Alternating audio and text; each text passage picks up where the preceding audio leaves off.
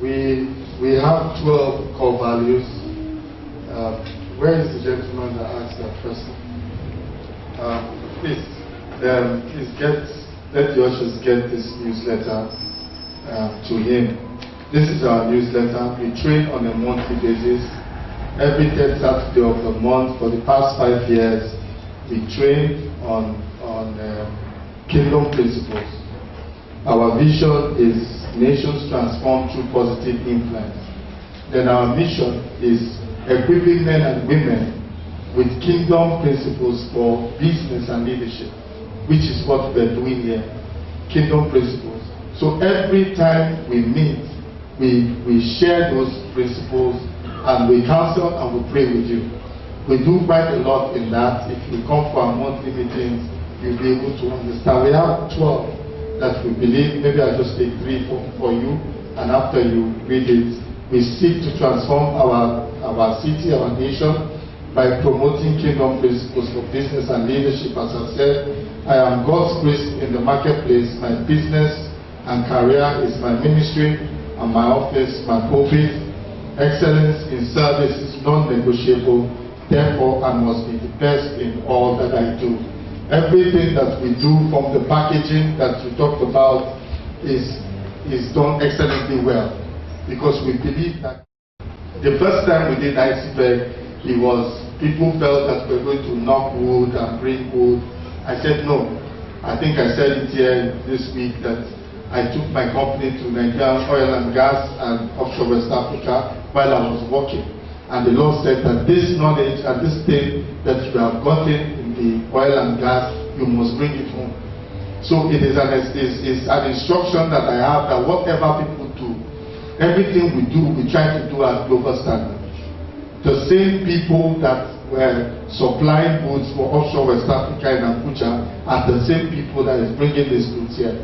The leadership, I keep correcting people. I'm a pastor, I'm not a leadership pastor.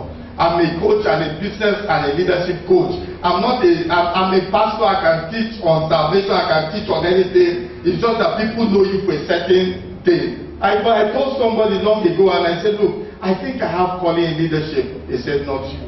Why? Because I couldn't talk very well. Why? Because I came out very shy, I couldn't talk. And the first time they told me I can pray in my room, the first time my head of department told me to pray outside church, it was one of the most miserable days in my Christian life. But look at today, I'm talking to you. So if I say environment, I will still be in my room somewhere. So at some point we need to share those things. And a gentleman that talked about having fallen, you fall. As we were just talking, is this Abraham Lincoln will just keep coming to my mind. Do you know how many times, where is the gentleman? Do you know how many times he fell? Abraham Lincoln fell many times. He fell many times and he rose up. What you need is a mentor. You need a mentor in your life. Because a mentor, what a mentor went through for 40 years, you can have it in 1 week. Everybody needs a mentor. Everybody needs a confidant. You can't do it all alone. You say, I told you here, relationship determines how well you will go on. So the way you relate with people determines, and maybe you are doing something, you are acting a certain way, doing something, you have a belief system that might be shutting doors. But when somebody that is not taking anything from him, he doesn't need anything from you, rather you need from him, and when you tell him some certain things, he can point you in the right direction. And if you are obedient enough to listen to and do what he says, you might have that breakthrough. If you don't, some people say, oh, I need the Holy Spirit. Sometimes you shut. Before I had 4 companies, my company is Madison Energy Group. You will see the flag out there. It was 4 companies in one. The Lord shut HRD, shut 3 down. The 4 wasn't doing well. We're just going to work and pay salary, wasn't doing well. So for 2 years I was praying, the Lord didn't speak. And after that, He showed me, I was leaving my house, I was going to the office, And I kept hearing this, I kept hearing Virgin. I kept hearing, what's the MD of Virgin Airlines? Richard Branson. I kept hearing it in my spirit. And the way the Holy Spirit works, I opened the newspaper I just bought, and it was Virgin adverts that I saw. So I got to the office, I was like, what is the Holy Spirit trying to tell me? What is the Holy Spirit trying to tell me? And I realized, before I left the office, the Holy Spirit told me, wealth is investment. Wealth is not about struggle, it's about investment. If you are working according to the will of God. Say you are here struggling. If I had let you run these 4 companies, you will think you will not be able to, you will think it's by your own power.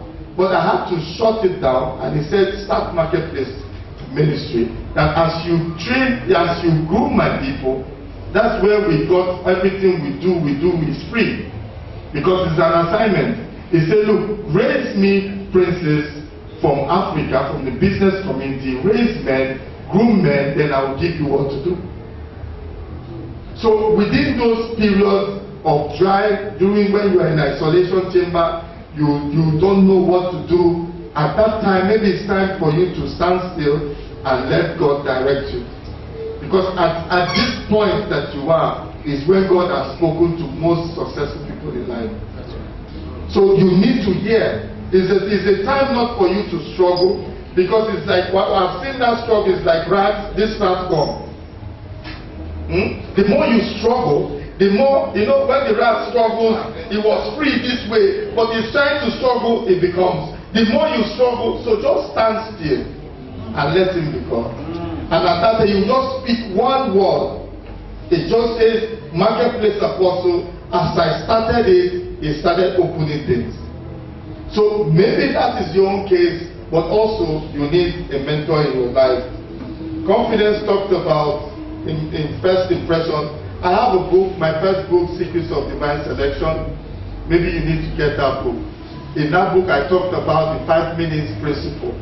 And what it talks about is that most successful people are too busy and they have a concentration span no more than 5 minutes.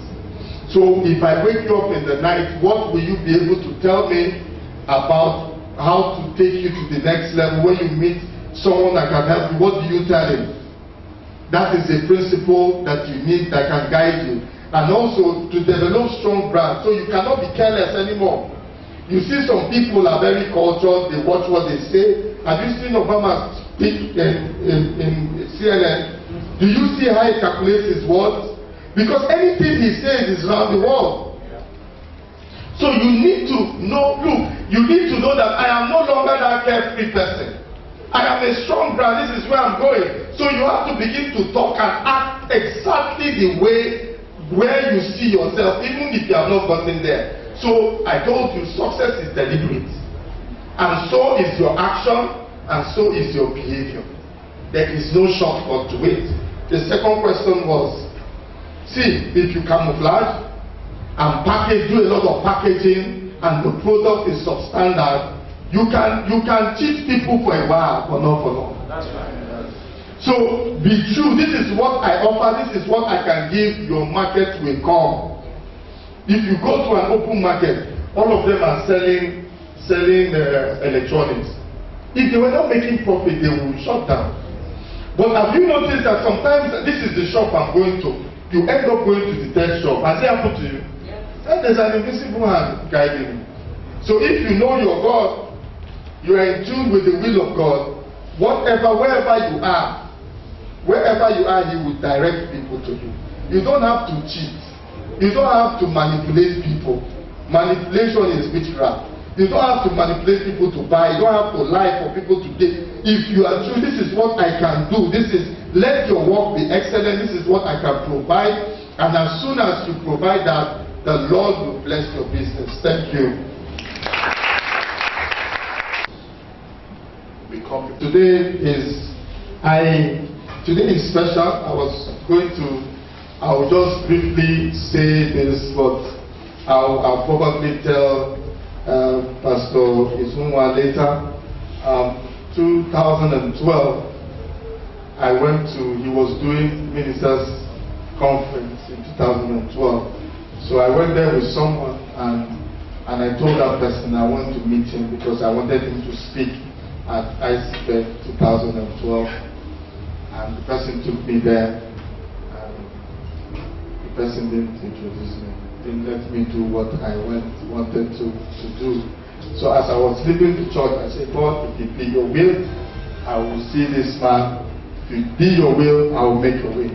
That was 2 years ago. So to my utter delight, when Reverend Musmat says that this is the man that is coming to speak, I say, see, what I wanted to do that God has given me and given me free of charge.